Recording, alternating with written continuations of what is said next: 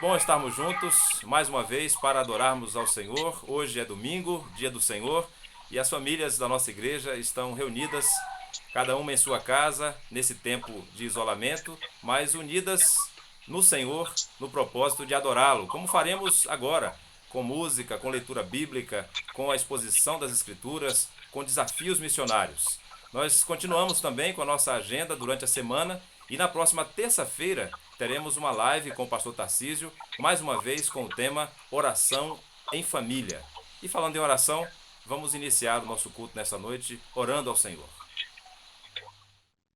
Oremos.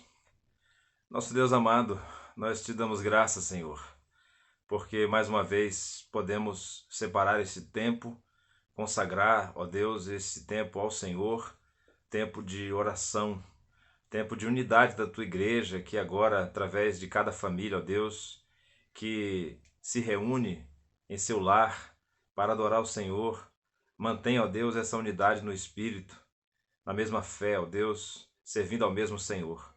Ó Pai, nós temos contemplado as obras das tuas mãos, nós temos visto o teu agir em nossa vida e por isso te somos gratos. Agradecidos, ó Deus, estamos pela salvação em Cristo Jesus. Agradecidos porque o Senhor tem preservado nossa vida. Mas também, ó Deus, nós estamos aqui na tua presença para suplicar ao Senhor pelas tuas misericórdias, pela tua graça, diante de um momento tão difícil, ó Deus, que a humanidade tem passado.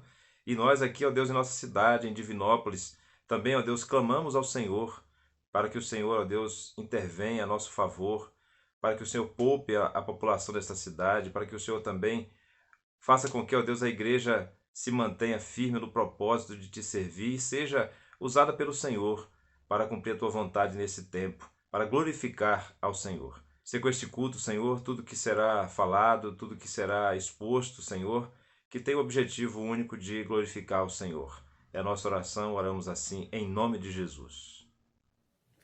Uma boa noite para você, meu irmão, uma boa noite para você, minha irmã. Que alegria estarmos juntos aqui para cultuarmos o nosso Deus. E parte do culto ao nosso Deus é a leitura da sua palavra. Por isso, eu queria te convidar a abrir a palavra de Deus no Salmo de número 3. Nós estaremos lendo todo esse Salmo. Salmo de número 3. Nos diz assim a palavra de Deus: Senhor, como tem crescido o número dos meus adversários. São numerosos os que se levantam contra mim. São muitos os que dizem de mim: não há em Deus salvação para ele. Porém tu, Senhor, és o meu escudo, és a minha glória, e o que exaltastes a minha cabeça. Com a minha voz clamo ao Senhor, e ele do seu santo monte me responde. Deito-me e pego no sono, acordo, porque o Senhor me sustenta.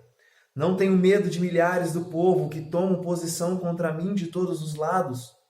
Levanta-te, Senhor, salva-me, Deus meu, pois feres nos queixos a todos os meus inimigos, e aos ímpios quebras os dentes. Do Senhor é a salvação, e sobre o teu povo a tua bênção. Louvado seja Deus por sua palavra. Nesse momento, você tem a oportunidade, nós temos a oportunidade de dedicarmos a nossa vida ao Senhor, mas também os nossos bens. Lembrando que nós estamos em campanha de missões mundiais. E você tem a oportunidade, nesse momento, de também fazer a sua oferta de missões mundiais. E falando de missões mundiais, nós temos um vídeo, um recado para nós da Junta de Missões. Assista então esse vídeo.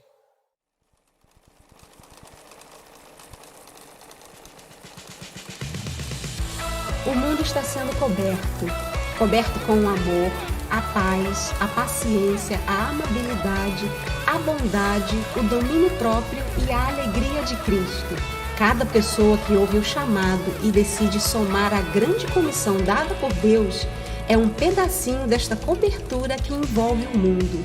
Pessoas que sozinhas seriam apenas retalhos, mas juntas e bem costuradas formam uma bela colcha que envolve, transforma e alegra os 5 continentes. Retalhos que começaram a chegar há 112 anos e foram sendo costurados de acordo com a sua harmonia de cores e resistência. Cada um colocado no momento certo, ao lado de outro que melhor lhe completa. Missões Mundiais é assim, feita de retalhos, pedaços coloridos de cada vida que por ela passa e que vão sendo costurados em sua história. Retalhos escolhidos pelo dono desta grande fábrica de costura que é a obra missionária. Retalhos que seguem chegando e cobrem o mundo com a alegria de Jesus.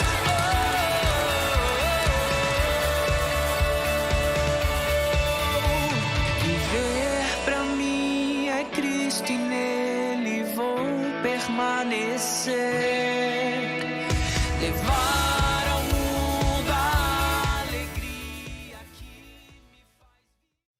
Nós continuaremos louvando a Deus nesse momento e agora cantando ao Senhor com o nosso ministro de música Rogério, o hino 295 do cantor cristão.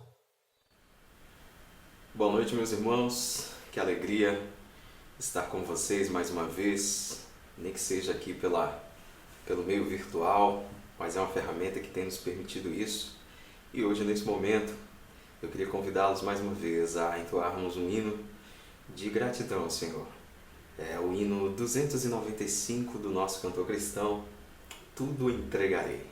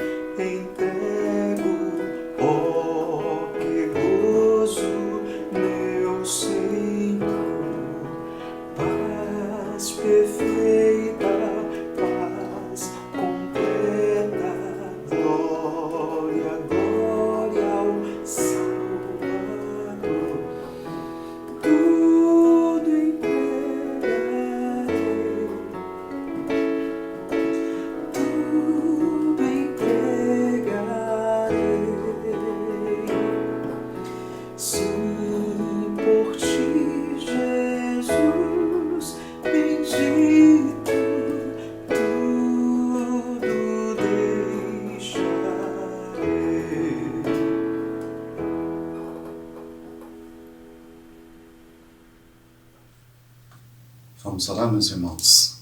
Pai querido, Deus de amor, louvado seja o teu santo nome, Pai. A ti toda a honra, toda a glória. Querido Deus, nós queremos te agradecer por tantas bênçãos que o Senhor tem derramado na vida da tua igreja, Pai. Muito obrigado, Pai, pela vida dos nossos irmãos que têm contribuído para a tua causa, Pai, através das ofertas. Muito obrigado, Senhor, os irmãos que estão contribuindo com os alimentos para a cesta do amor. Use nossas vidas, Pai. Usa nossas vidas para que possamos ser luz nesse mundo, Pai. Abençoa, Senhor, os teus servos, Pai. O pastor Tarcísio, o pastor Petrônio, o Igor, o Rogério, os demais irmãos que estão à frente das congregações, Pai. A liderança ali da primeira igreja, todos os ministérios, Pai. Ó Deus, preserve nossas vidas desse mal que está afligindo o mundo, Pai. Acampe seus anjos à nossa volta, Pai. Permita, Senhor, que a tua igreja possa vencer essa batalha, Pai. Esteja à frente de tudo em nossas vidas, Pai. Abençoe nossos irmãos que estão passando por tribulações, Pai, na área da saúde, financeira, nos seus casamentos, nos seus relacionamentos com a família, Pai. Ó Deus, clamamos a Ti, Senhor, pois só o Senhor é o nosso Deus, Pai, que nos ouve, Pai. Ó Pai, muito obrigado por tudo, Pai. Nós te adoramos, nós te agradecemos em nome de Jesus. Amém. Mas para Deus, tudo é possível. Essa é uma declaração do Senhor Jesus Cristo que muito nos motiva ao estudo da sua palavra nessa noite. Tudo é possível para Deus. Abra, por favor, a sua Bíblia em Marcos, capítulo 10, versículos 17 a 31. Estudaremos nessa noite de domingo, dia 26 de abril de 2020, Marcos, capítulo 10, versos 17 a 31. As Sagradas Escrituras nos dizem assim: E pondo-se Jesus a caminho, correu um homem ao seu encontro e, ajoelhando-se, perguntou-lhe: Bom mestre, que farei para herdar a vida eterna? Respondeu-lhe Jesus: Por que me chamas bom? Ninguém é bom senão um que é Deus. Sabes os mandamentos: não matarás, não adulterarás, não furtarás, não dirás falso testemunho, não defraudarás ninguém, honra teu pai e tua mãe.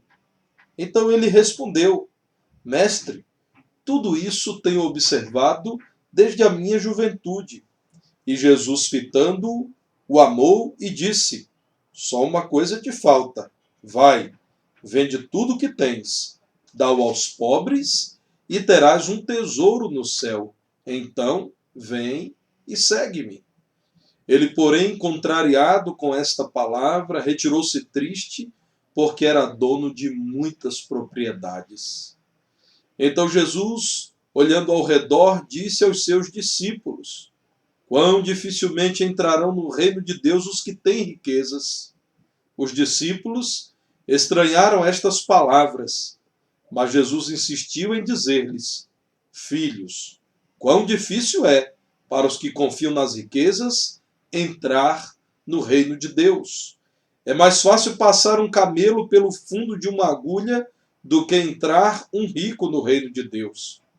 Eles ficaram sobremodo maravilhados, dizendo entre si: Então, quem pode ser salvo? Jesus, porém, fitando neles o olhar, disse: Para os homens é impossível, contudo não para Deus, porque para Deus tudo é possível. Então Pedro começou a dizer-lhe: Eis que nós tudo deixamos e te seguimos. Tornou Jesus: Em verdade vos digo que ninguém há que tenha deixado casa, ou irmãos, ou irmãs, ou mãe, ou pai, ou filhos, ou campos por amor de mim, por amor do Evangelho, que não receba já no presente o cêntuplo de casas, irmãos, irmãs, mães, filhos e campos, com perseguições, e no mundo por vir a vida eterna. Porém, muitos primeiros serão últimos, e os últimos primeiros. Que o Senhor nos ajude no entendimento e, acima de tudo, na observância da sua palavra. Tudo é possível para Deus. A palavra de Deus apresenta-nos aqui um jovem em diálogo com Jesus, que, segundo a apresentação dos diversos evangelhos, era provavelmente um jovem muito respeitado, membro do Tribunal Oficial dos Judeus. Era um homem conhecido por sua religiosidade e, segundo a crença comum entre os judeus, vivia na prática dos mandamentos que acreditava serem os mais importantes aos olhos de Deus. Era um jovem cheio de planos, cheio de vontade de fazer aquilo que era correto. Parecia ser excelente administrador, um homem esforçado, trabalhador, porque tinha muitas posses. Mas, segundo a palavra de Deus, aquele homem estava longe de Deus. A palavra de Deus apresenta esse contraste que é chocante para aqueles dias. Choca a multidão e os discípulos que já andavam com Jesus há algum tempo. Porque, assim como nos nossos dias, principalmente por conta de uma heresia chamada teologia da prosperidade, muito comum nos círculos neopentecostais, acreditavam os judeus também naqueles dias que a bênção de Deus estava associada às riquezas. Então, a ideia muito comum daqueles dias, e muito comum, como eu disse, em várias práticas religiosas, em grupos religiosos, como o neopentecostalismo, é: se alguém tem riquezas, é porque esse fez a vontade de Deus, a ponto de Deus lhe recompensar com muitos bens. Nesse momento, Jesus demonstra que a riqueza não é um problema se ela não te impede de alcançar aquilo que ela não pode comprar. Jesus, nesse momento, demonstra, como já nos ensina a palavra de Deus por meio daquilo que o apóstolo Paulo diz a Timóteo. Olha, cuidado para não amar as riquezas. O amor às riquezas é a raiz de toda espécie de males. E nessa busca, nessa cobiça, nesse desejo, muitos até se desviaram da fé. Cuidado, não ponham a esperança nas riquezas que passam. Você já imaginou? O dinheiro que aquele jovem tinha, hoje, se é que ainda existe, talvez esteja nas mãos de um colecionador ou em algum museu. As fazendas que ele construiu, talvez nem sejam mais úteis a qualquer pessoa. O nome dele, sequer sabemos. Aquele jovem pôde encontrar-se com Jesus e conhecer um plano melhor do que o plano que a religião lhe tinha ofertado até então. Jesus demonstra o seu plano de amor e o seu poder para salvar aquele que crê. Aquele jovem, segundo o que a palavra de Deus demonstra, saiu da presença de Jesus pior do que quando nela entrou. E isso é triste. Saiu mais pobre do que quando chegou à presença de Jesus.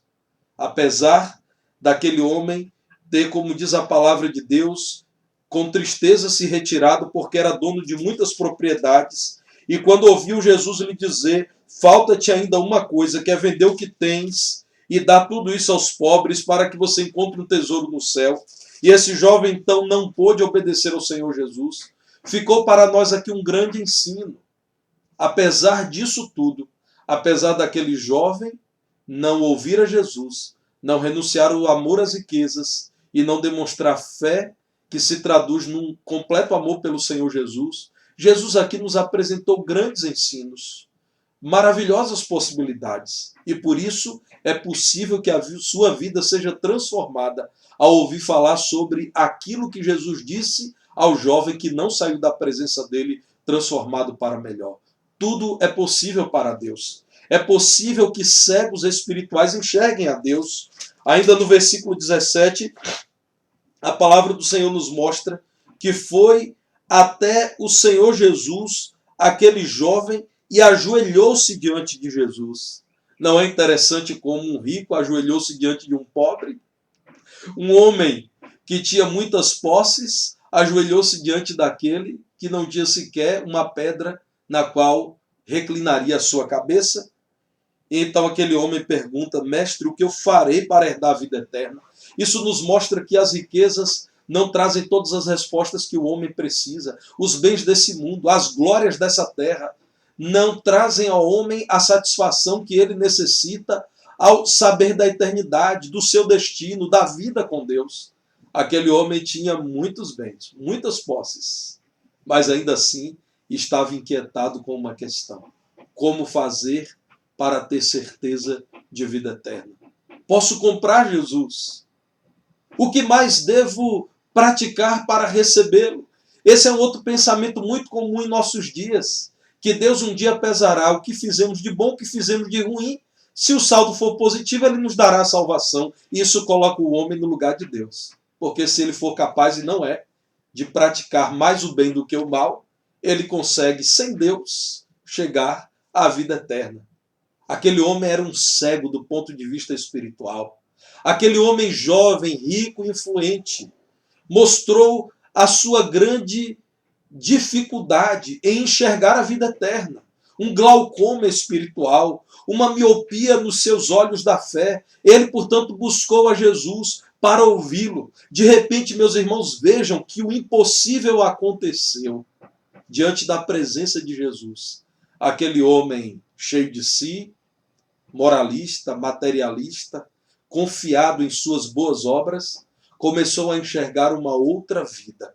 É possível, portanto, que cegos espirituais enxerguem a Deus diante da presença de Jesus, diante da pregação do Evangelho. Por isso, os discípulos de Jesus pregam a palavra de Deus.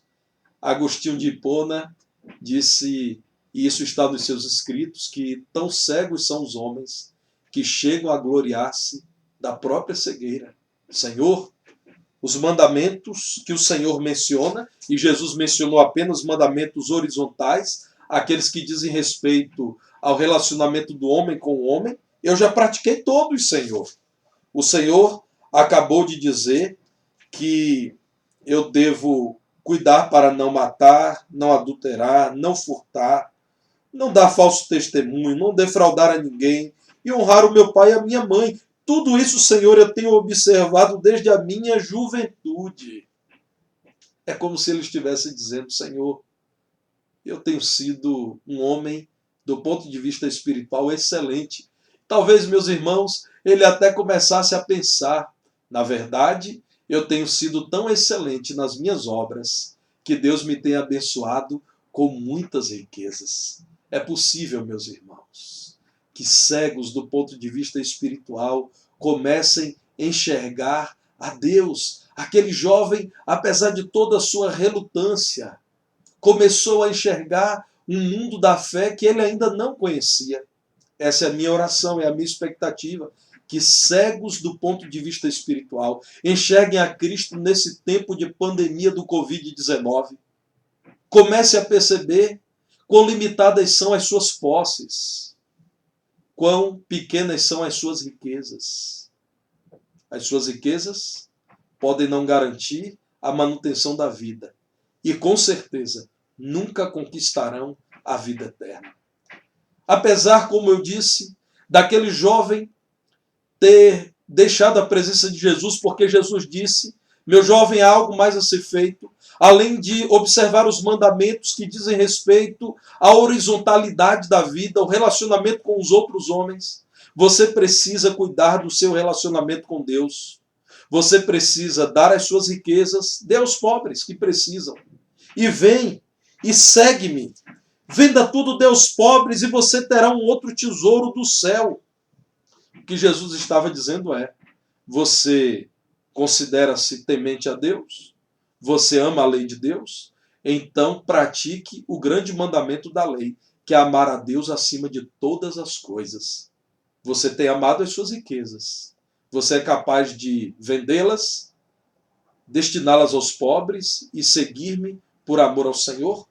Meus irmãos, o que Jesus estava dizendo é, você precisa arrepender-se da confiança em si mesmo.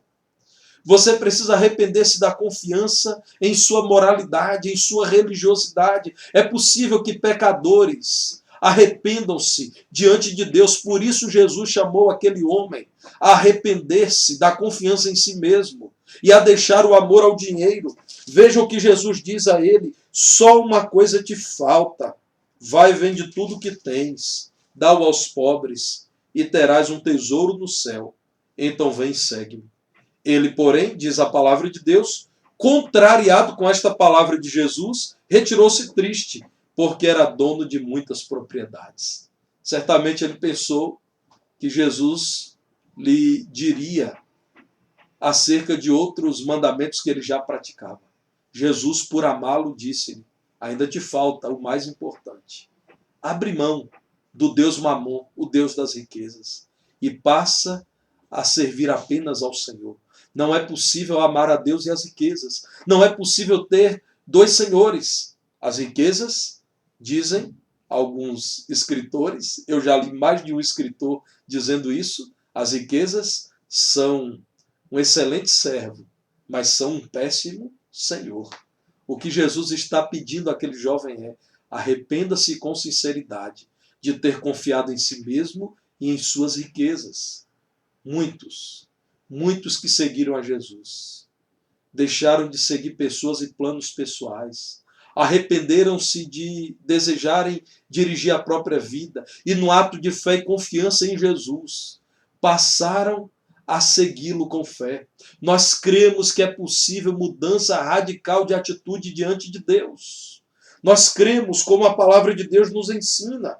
Em verdade, versículo 29, vos digo que ninguém há que tenha deixado casa, ou irmãos, ou irmãs, ou mãe, ou pai, ou filhos, ou campos por amor de mim, por amor do Evangelho, que não receba já no presente 100 vezes mais de casas, irmãos, irmãs, mães, filhos e campos, com perseguições, e no mundo por vir a vida eterna.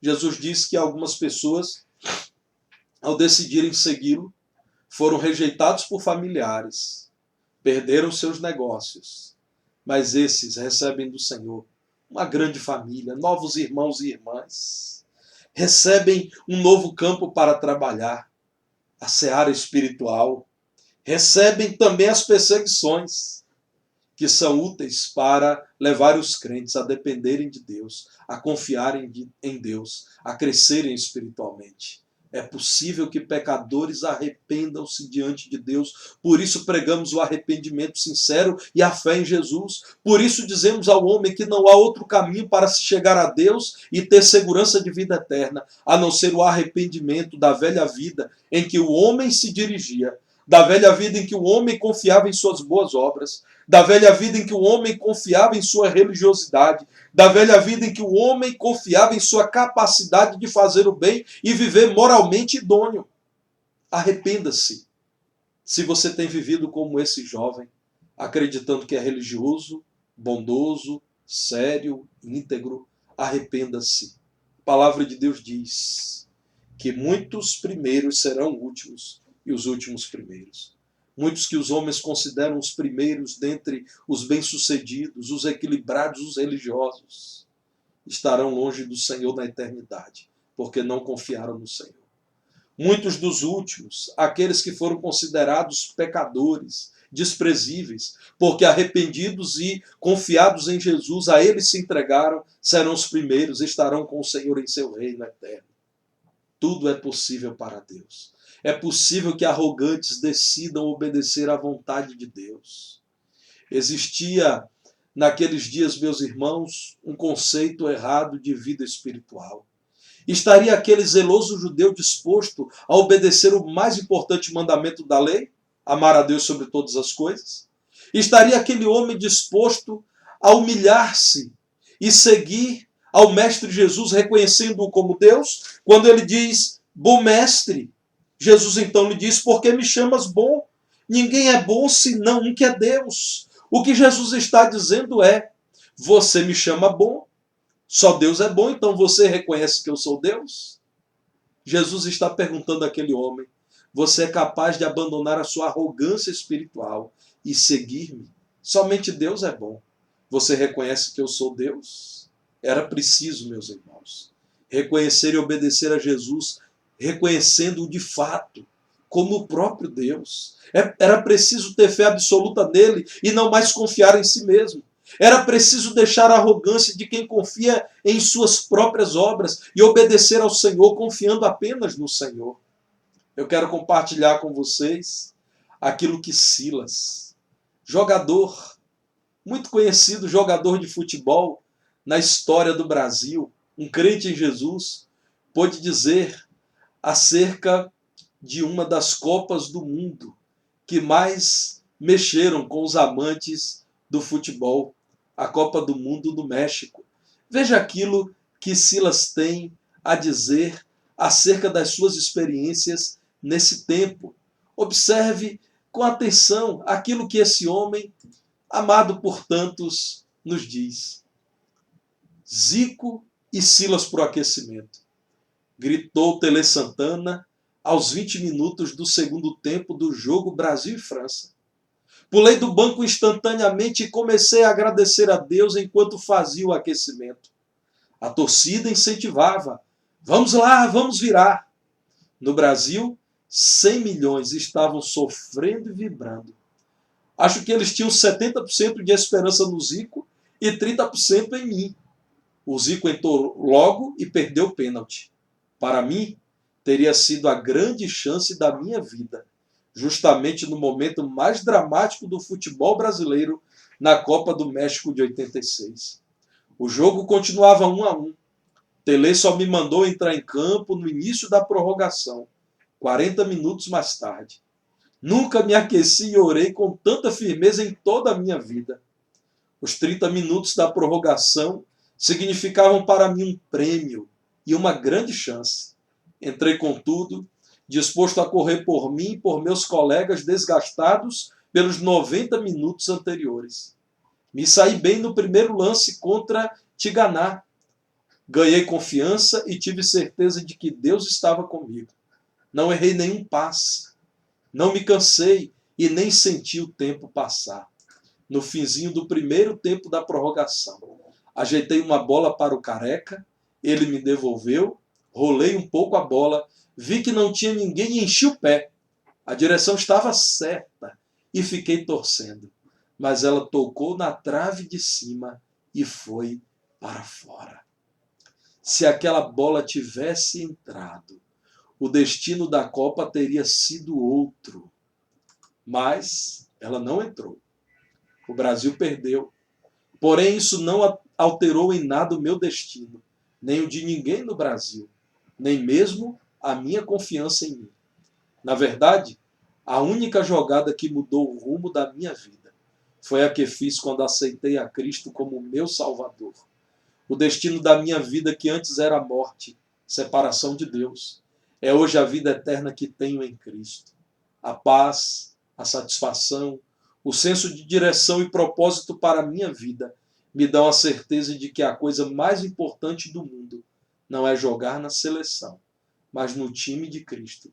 Um time que tem até um lugar para você. É o que diz Silas, como muitos conheceram, o jogador de Deus. É possível que pessoas que nunca consideraram priorizar a vida eterna, com humildade passem a priorizá-la.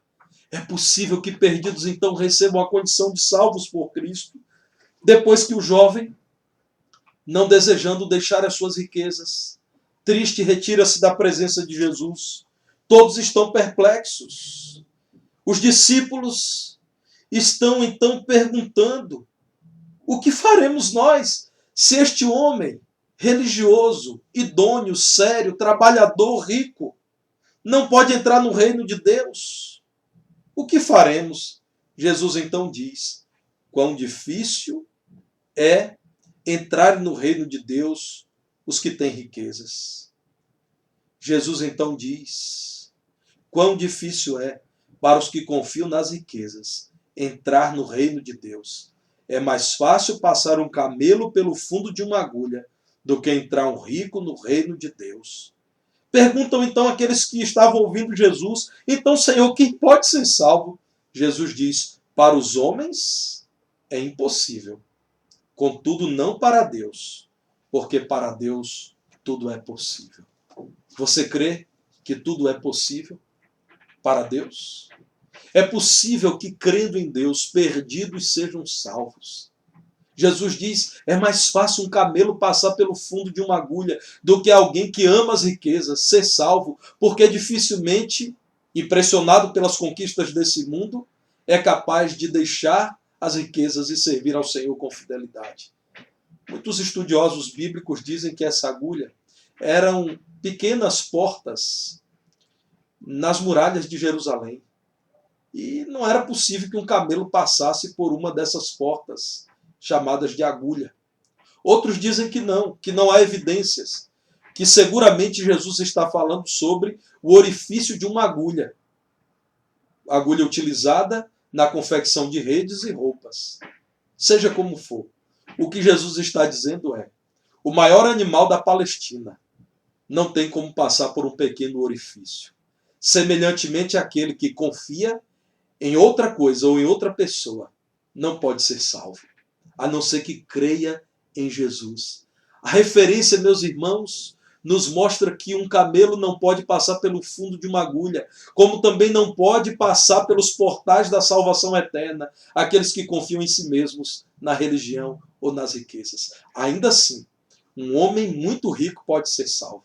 Volto a dizer, a palavra de Deus não condena que alguém tenha posses, condena que alguém ame tais posses, sirva tais posses. Meus irmãos, um homem muito rico, um homem muito pobre, um homem perdido, pode ser salvo pela graça de Deus somente. Deus oferece gratuitamente, por meio do seu Filho Jesus, salvação. Se você vier a crer em Cristo, você, pecador perdido, você distanciado de Deus, você sem rumo e sem esperança pode ser salvo. A palavra de Deus nos diz que o Filho de Deus veio ao mundo, não para que condenasse o mundo, mas para que o mundo fosse salvo por ele. O Senhor não quer que nenhum homem se perca, mas que todos venham ao conhecimento da verdade e da salvação. Jesus Cristo é a propiciação não só pelos nossos pecados, mas pelos pecados de todo mundo. É possível que você seja salvo.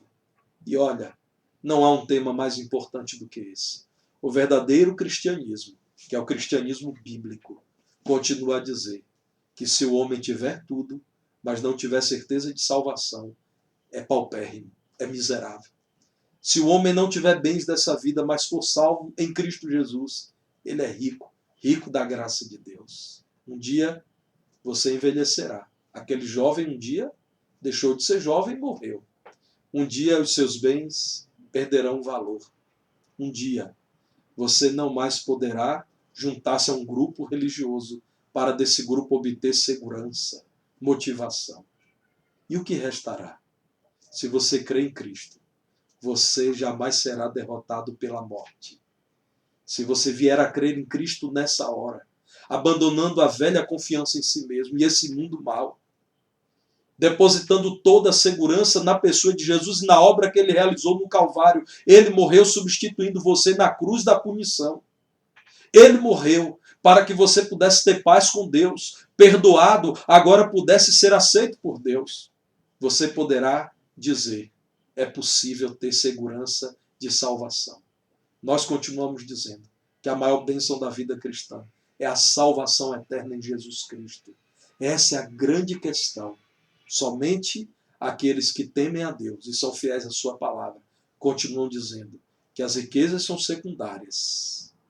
As dietas morais e espirituais são secundárias. A fé em Jesus Cristo é o que há de mais urgente, porque somente pela fé podemos ser justificados. E somente pela graça daquele em quem nós temos depositado fé podemos ser salvos do pecado, da perdição eterna e da vida longe de Deus. Para Deus, é possível que você seja salvo agora. Arrependa-se e creia em Jesus Cristo. Eis o Evangelho. Vamos orar? Ó Deus, permita, Senhor, que nas impossibilidades desse tempo, de tantos que estão afastados do Senhor, seja possível a salvação de muitos que, arrependidos da velha vida e da confiança em si mesmos ou na religião, venham a encontrar segurança no Teu nome. Trabalhe em corações, Senhor, que nos ouvem nessa hora, a fim de que haja arrependimento. Sabemos que o Senhor não negocia a sua verdade.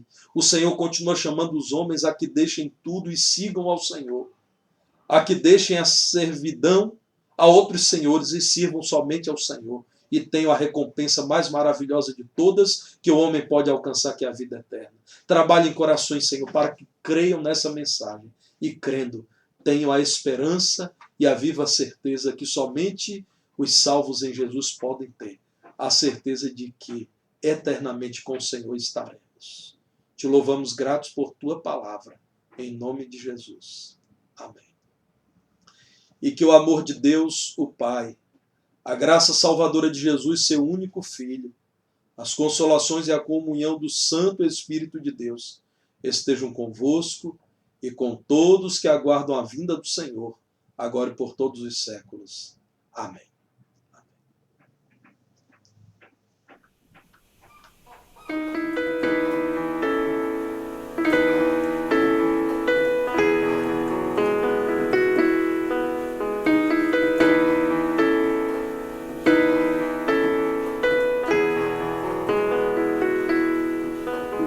Que a paz de Deus caia sobre ti e transborde em todo o teu ser. Guarde tua mente e coração e encha de alegria teu viver. Que a paz de Deus venha sobre mim, excedendo minha compreensão. Que ela me encontre de manhã, seja sempre minha inspiração.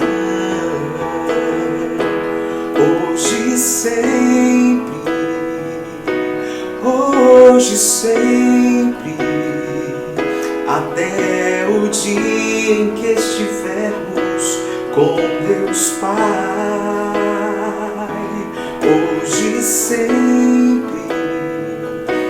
Hoje sempre, que nossos dias sejam de abundante paz.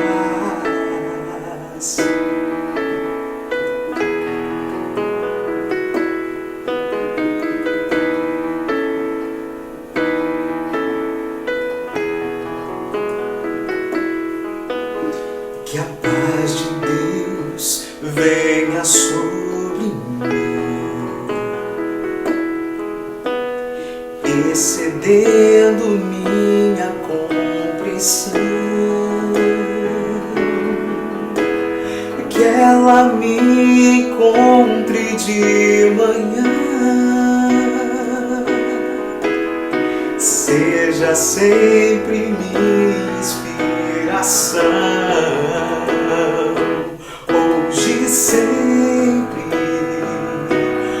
Hoje sempre, até o dia em que estivermos com Deus Pai.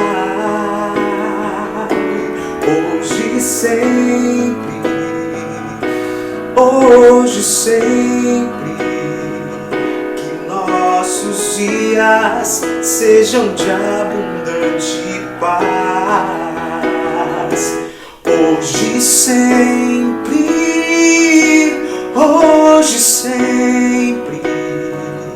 que nossos dias sejam de abundante